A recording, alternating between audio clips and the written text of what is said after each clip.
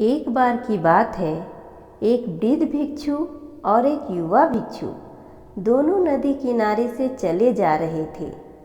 तभी उन्होंने देखा कि एक युवती नदी में डूब रही है और बचाओ बचाओ के लिए आवाज़ दे रही है। युवा भिक्षु तुरंत नदी में कूदा और युवती को नदी से बाहर निकाल लाया। इस तरह से उसने उस युवती को बचा लिया। इतने में वृद्ध भिक्षु गर्म हो गया और गुस्से से बोला, अरे अरे, तुमने उस महिला को छू लिया, तुमने अपना ब्रह्मचर्य नष्ट कर दिया। अब तो मैं तुम्हें बुद्ध से कहकर दंड दिलवाऊंगा और प्रायश्चित भी करवाऊंगा। इस तरह दोनों बुद्ध के सामने पहुँचे।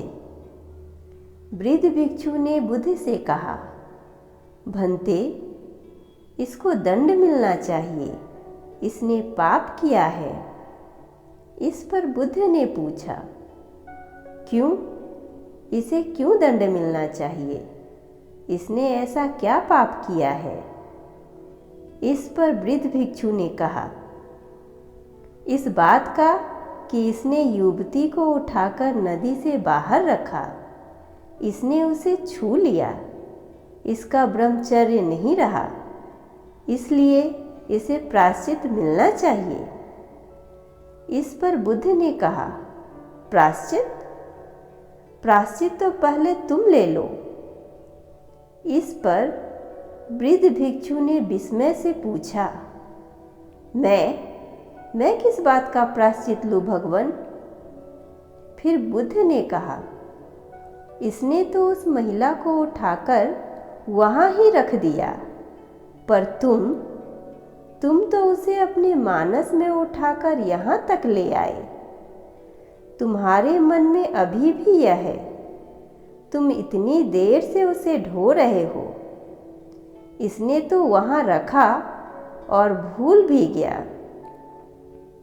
सुनो भिक्षुओं, मैं तुम्हें परिणामों की निर्मलता के लिए 4 उपाय बताता हूँ, जिससे हम इंसान अपने मन का मैल को धो सकते हैं।